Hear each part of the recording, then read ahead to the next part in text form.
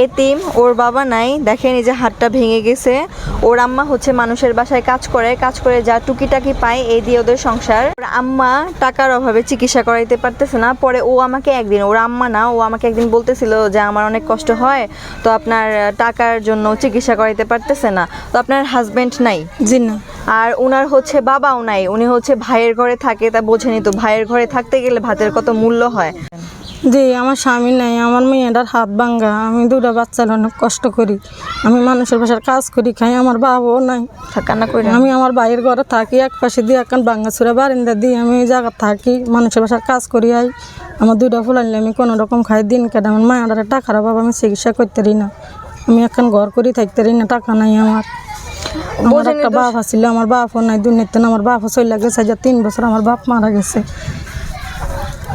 অনেক কষ্ট করে দুটা ফুল আনলো নদীর পাড়ে।